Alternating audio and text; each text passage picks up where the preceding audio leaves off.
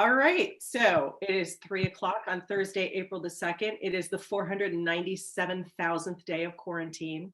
And we are here with Wilford Denise Tierney. We're going to talk about hair, but we're also going to talk about anything we want to, because really we have control of this and no one can kick us off. So it's our show. It's our show. So I guess the first thing is I just want to let everyone know I first met Denise when we were on our Austin trip. And she just kind of was amazing and vibrant and effervescent and really smart and really funny and talented. And you have a wealth of like life experiences, but also professional experiences. And because of the plague, your hair experiences have really come in handy to me. Yes, look at her gorgeous do. So thanks to Denise, I no longer have rat sucked ends. My bangs have been integrated. I also took the bold leap and colored my hair. So thank you, Denise. And please just, let everybody know who you are and how fabulous you are. So introduce Thank yourself. you. Thank you. Yeah, I have been, I show people my fancy doll. The first time I remember getting in trouble was when I cut her bangs. I was 3. She has on a really cool 70s pantsuit and she's my little talisman. I wanted to go to cosmetology school when I got out of high school, but I had a really high GPA. So my parents said, go to college first. So I did that. And I worked for Procter & Gamble for a few years out of school, half decade. And thought, okay, I'm going to do this afterwards because I got let go with 9 months pay. And I thought, now I'm 27. I've had a professional career. I got good grades again. And I was going to go to cosmetology school and met a man instead. And flew to Houston to see him and didn't go to Cosmo school then. Fast forward, I finally went 10 years ago and got certified to do my heart's passion. This is what I have always wanted to do. I love hair. I love makeup. Tulani and I both commented we put on our eyebrows because eyebrows do frame the eyes. And I do want to do some middle-aged makeovers videos, but I love this industry. I have a passion for it, and it all comes down to helping women feel beautiful. That's what motivates me. And I've been doing some life coaching about this platform, and I've made 4 videos, and I have a sweetheart actually who's a coach, and he's been coaching me on this. And what it comes down to is really just helping people feel beautiful. My cousin sent me a picture yesterday. She said, I did it. I did my own hair. I feel beautiful again with a heart face. And it just, that makes me feel good. And so by making these videos, it's not about my ego and my stardom, but it is about helping people do at home, even if nobody sees you, even if you're not on a Zoom call, how we want to look and how we want to feel is crucial and vital to how we present to the world and how we present to ourselves. And so that's my goal. And that's my goal of even being here, answering questions and figuring out where we get, where we go with this. So I think you've mentioned a couple of things that I think are really important. The first is that, okay, we're all in quarantine, but eventually we're going to come out. And during this time, I think it's really important. We're really spending a ton of time with ourselves. So we should like ourselves as best we can. So this is a little bit therapeutic. It's also, it's obviously maintenance, but it's also a great way to spend some time with ourselves in a positive, reinforcing sort of way. So I love that you've kind of integrated life coaching into the approach of something as seemingly quotidian and maybe even you would say pedestrian as your hair, right? But it's your head. And especially now, everybody's seeing your head. I've never seen myself so much as I have since we've gone on lockdown. Right. And that was what prompted me to kind of go help Denise.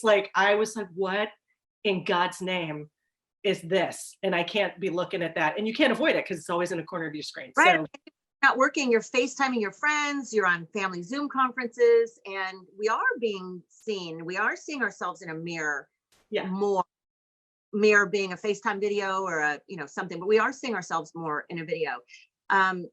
So yes, and it's not, you're right. It's not just pedestrian. When I often liked to do hair when I was in the chair, when I was in the salon, I like to do hair. I would ask people if I could do it without them seeing what I was doing. And that reveal Mhm. of face light up like Nick Arrojo used to do on What I Wear. That's who I wanted to grow up to be. But that feeling of you gave me myself back. Yeah. That's what I'm trying to do with this. That's my platform with the Wolfers even. How can I help you get yourself back? Okay, so let me ask you a few practical questions. You've done several videos. What topics have you covered in your videos so that when we point Wolfers to you, they'll know what to expect? I've had how to cut your own bangs. That was my first one because I tried to describe it in writing to somebody on a Wolfer app or the Wolfer post. And she said, I don't understand words. I need pictures. So I thought, okay, try to make a video. So I did bang cutting and found out I make a lot of funny noises and I make sound effects and I use other people's voices, like when texting Peach. I've done how to color, how to apply, and how to apply your own hair color. And I did how to give yourself a haircut if you have long layers. And then I did how to give a men's haircut, how to get because they need haircuts 2 to 4 or 5 weeks. And so those are my first 4.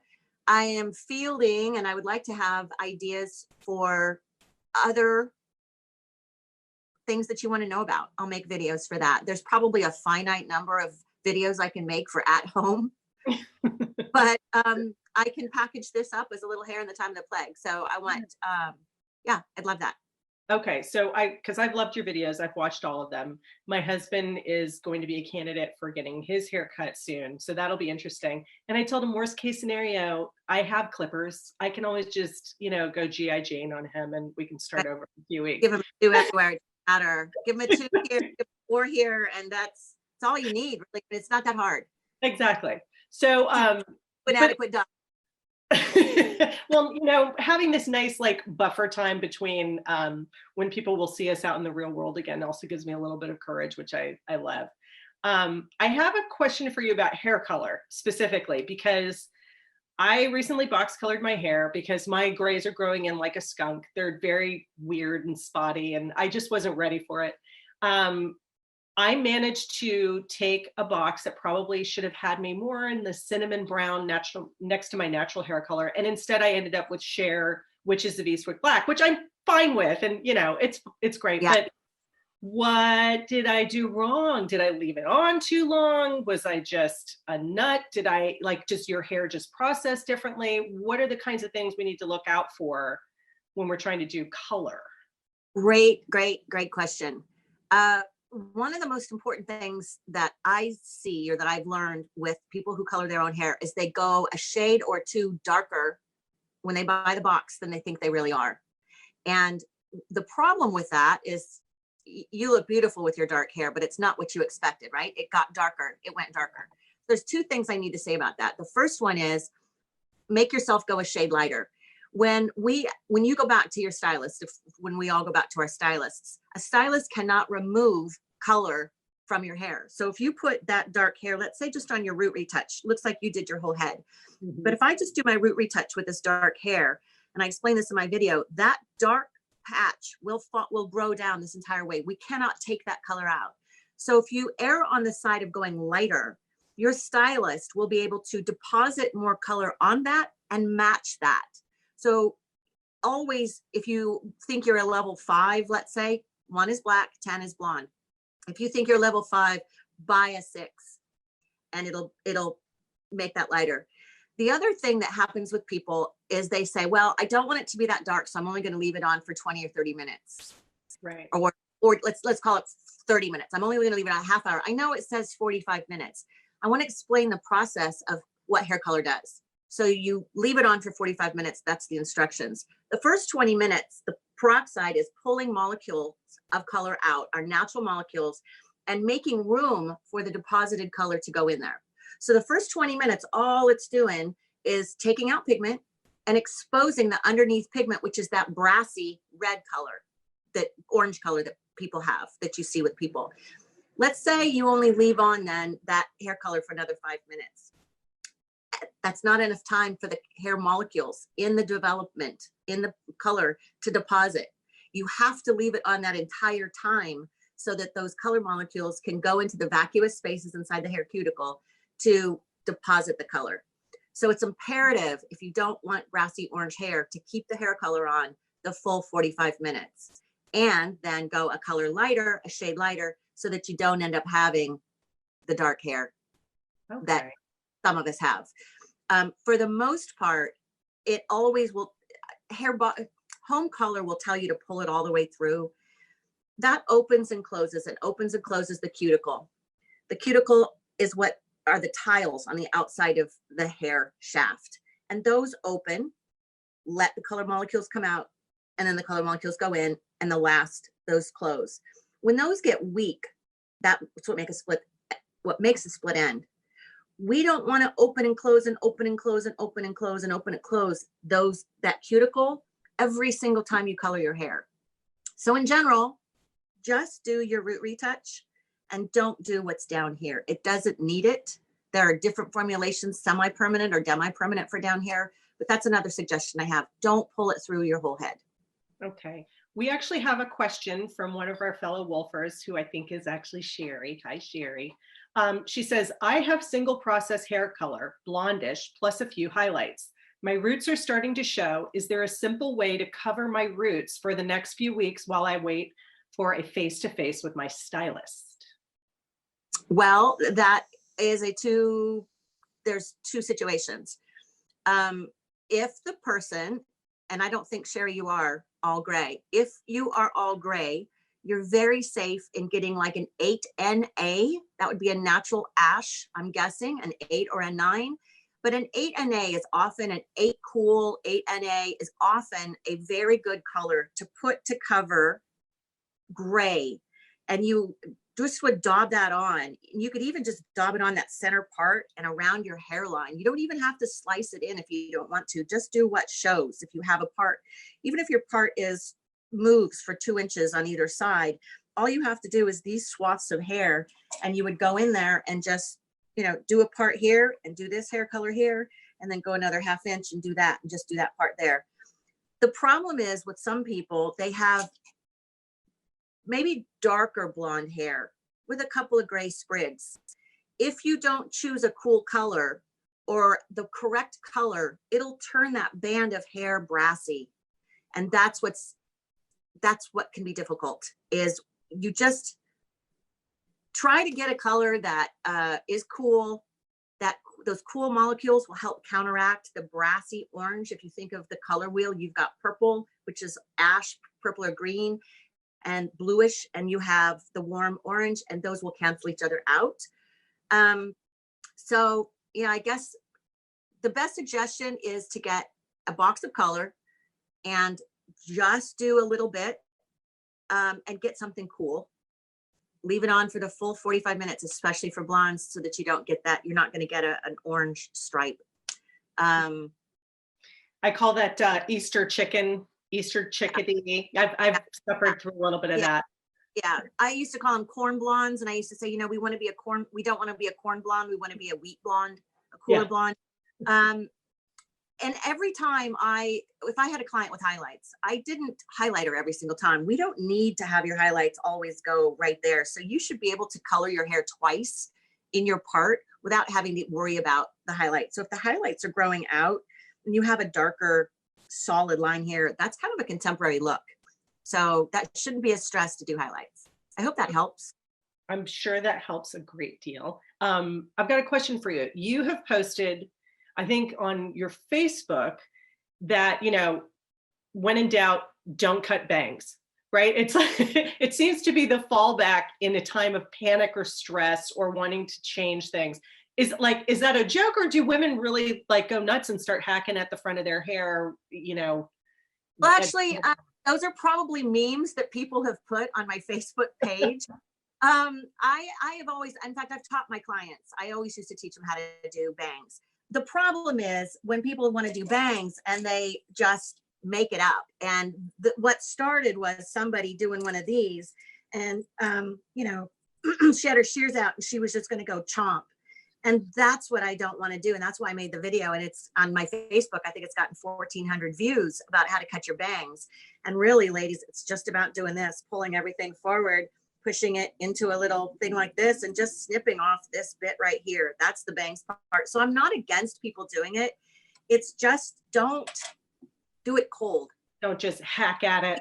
Don't do it horizontally. You know, we don't cut that. I mean, even when I cut my hair here on the sides and I hold it out with a comb like this, I don't chop this off. I just chip into this and, you know, point cut everything. Point cutting is so forgiving. So yeah. I'm into cutting bangs. I mean, if bangs make you feel good, that's good. And do you have any advice for women who have curly hair or women who have more coarse hair, or African American women for cutting bangs? Same process, no matter what hair you have. I mean, obviously, if you have curly hair, you got to take into account shrinkage if you're going to wear them naturally curly. But any other? The most important thing for curly hair, I did get certified to be a curly hair cutter. The most important thing is to do it dry and to make sure that the friends find their friends. I have a son with corkscrew hair. His hair's like this. And he said the other day, he's 23, and he said, you know what, Mom, I see guys all the time with long hair. And if they're not using the right product, their friends can't find their friends. That's what moisture does with curly hair. Moisture helps the curly hair find their friends. They'll always have a friend, and that's how you get a ringlet with any kind of ethnic hair. So you want to make sure you're using moisture and you're using product that's good for your hair so that your friends find your friends, and do it dry and do it with a mirror. So when I would cut ethnic hair, I didn't pull it out like I do with Caucasian hair all at the same time and cut it at the same length. I made sure that it was dry and in the style I did. And it's almost like we used to say, it was like clipping a hedge. You had to go through hair and just find a curl and cut at that bend, and find a curl and cut at that bend.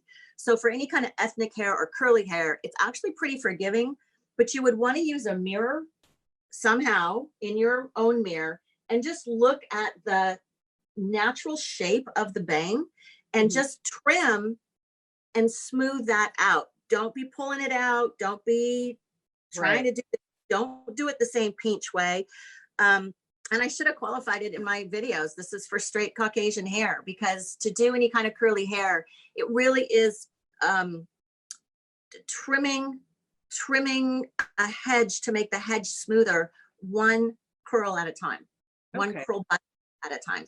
That's beautiful. We actually have another question from Jen Delia. She wants to know if you have suggestions for color brands. She's looking for a natural golden red color.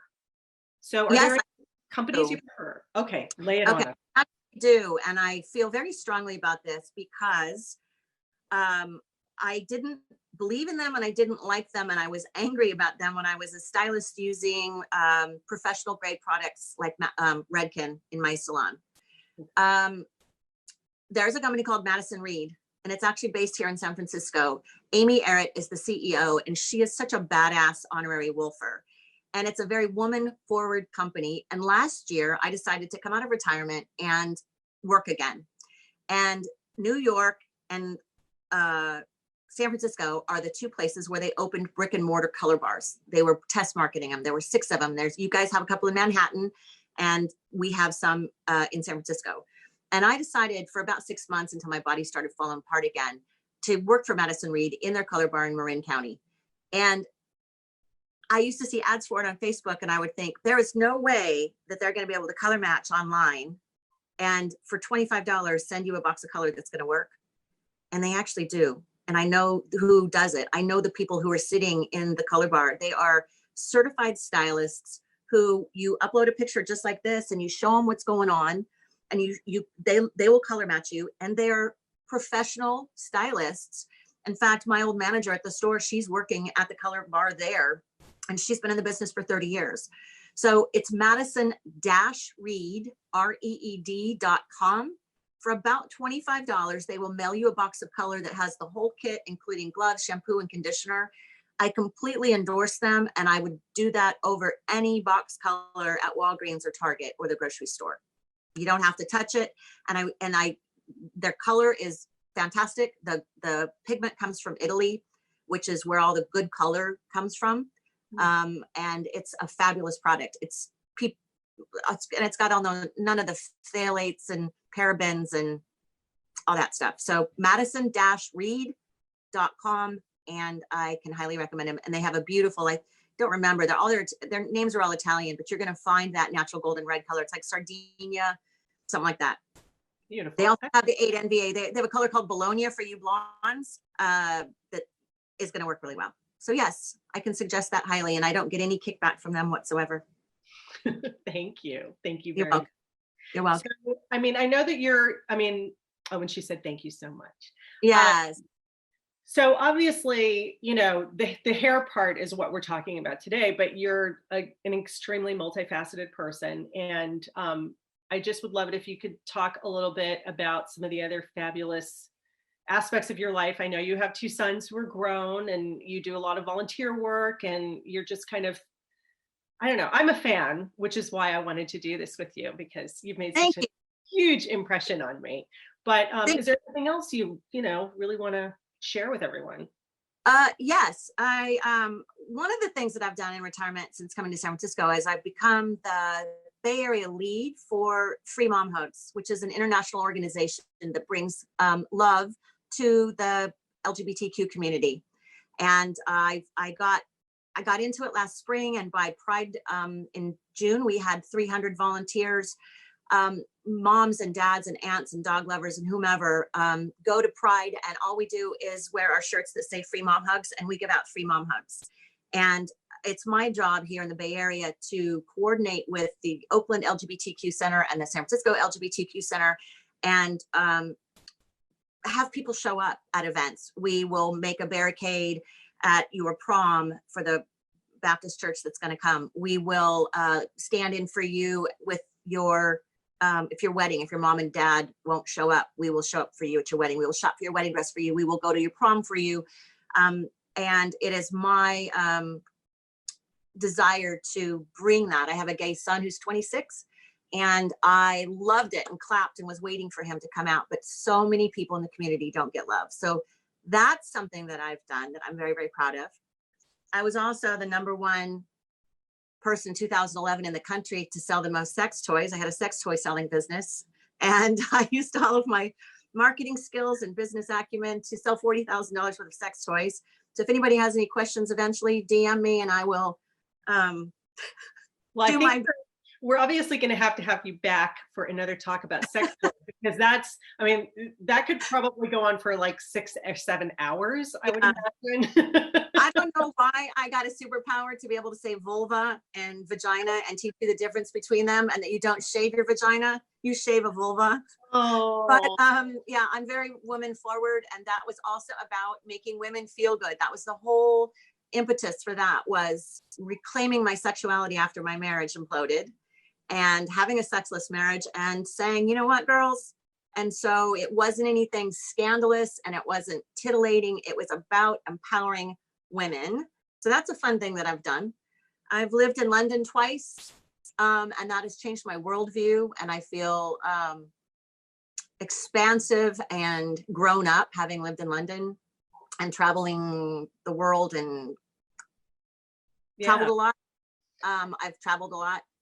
So I guess my next question to you is, when this is all over, what are you looking forward to post COVID-19 quarantine? I am looking forward to reconnecting with the Free Mom Hugs community. I live in a very vibrant part of San Francisco, and I pay extraordinary rent to live in a beautiful home, but it's crazy. And I should live in the suburbs in my head, but I love doing cultural things. I'm out 3 or 4 days a week, nights. I do walks by myself about history. I go to lectures and tours and shows, and I'm right here in the middle of it, and I love it. And so I'm feeling very confined. Yesterday, I have a little red bug convertible, and yesterday I went on the freeway, and everybody was driving 80 to 90, it seemed, and I was going 70, and just had Luther Vandross on and was listening to music, and the top was down, and I was just exhilarated by the freedom of getting out. So I feel very caged in my home.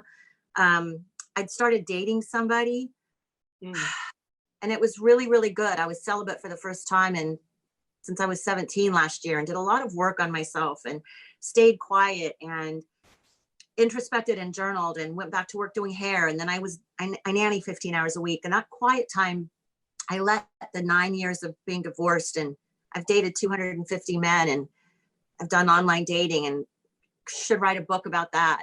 And I found somebody that was worthwhile, and that was shortened. So I look forward to seeing him. We keep in touch every day. I've found out that I can do phone sex and text sex, and that's been fun. That's fabulous. And seeing my kids, I have one in Austin and one here in San Francisco, just not being able to touch. Yeah, that's hard. Yeah. Yeah. We had one of our Wolfer, and I know we have to wrap up soon, but we had one of our Wolfer cocktail meetings earlier this week, because we now have them 3 times a week at varying times. So Monday, Wednesday, Friday. And anyone who's watching, you can log on and you can see what time and join at will. They're free and open to everyone. But we had a bit of a conundrum about which was better, phone sex or video sex. And I kind of voted for phone sex because it feels kind of like reading a book. There's a little bit left to the imagination, but also I'm really terrible at video chatting. I mean, this is okay, but if I tried to be titillating or sexy, that would be pretty catastrophic and or humorous, because I tend to be more of a Maya Rudolph than like whatever the sultry siren is. I'm not that person. Yeah. So I can imagine that maintaining a relationship when you're not living together and you have to rely on technology to, kind of bring the distance together is a challenge. So yeah, it's it is. I have found that phone sex, I'm actually more present for personally than sometimes I've been physically, because physically I can kind of close my eyes and I get in my own head and I can roll my eyes back and I'm there and I'm not there and I'm doing my own thing. To have to talk about it and actually talk about like what we've done in the past and what we're doing right now, and then what we want to do to each other in the future, and to combine all of that with words and be present. And it's been incredibly intimate. It lasts an hour. And that's fabulous. Yeah, I posted someplace on the post, if anybody wants to read my, I think I had 11 tips. I kept going back going, oh, here's another one. Yeah. And I don't want a video. I don't want a video. I don't want to, I feel the same way about that as I do about super high definition television. I keep telling people, I don't want AK TV. I don't want to see. No, I don't want to see acne scars in your stuff and your fuzz hair on whatever. Yeah. I don't want to see Kelly Clarkson stuff. I want all, like Vaseline lensing, misty. Yeah. Well, and I've sent pictures. I mean, I'll send pictures and we both scrub them or put them in a safe place. And last night he actually said, he goes, yeah, I was really, really sad to delete the last set of pictures. He said, but I can remember how beautiful you are, and that feels good. So, I combine that, but the whole live action video thing, that, I don't know, for me, that doesn't work. If it works for you, y'all, all y'all, that's a good thing. But yeah. So thanks for asking those questions. I've done a lot and I've been a lot, and I'm, ran a book club, worked for Procter & Gamble, and I've done a lot of weird stuff, but it's brought me to right here. And I will tell you, I love my life and I love who I've become. So that's hallelujah, right? And namaste. That's a namaste. I just want to thank you so much for taking time to talk to everyone, but also to talk with me, because I got to tell you, like I said before we started the call, you gave me a reason to get out of sweats, do my hair, put on eyebrows. You really gave me something wonderful to look forward to. So I'm grateful for you. Thank you. Yeah, I was telling her earlier, you guys, I was able to put my earrings in and find out that I haven't revirginalized my holes, that I actually, she has my little cunny in my ears hasn't tightened up. So you need to have eyebrows. I did my eyebrows for you too, coordinated my outfit. So anyway, I love you, Tulani. Thank you, everybody. I love you too. Thank you. Okay. To the next one. I know, right? Thanks. Bye.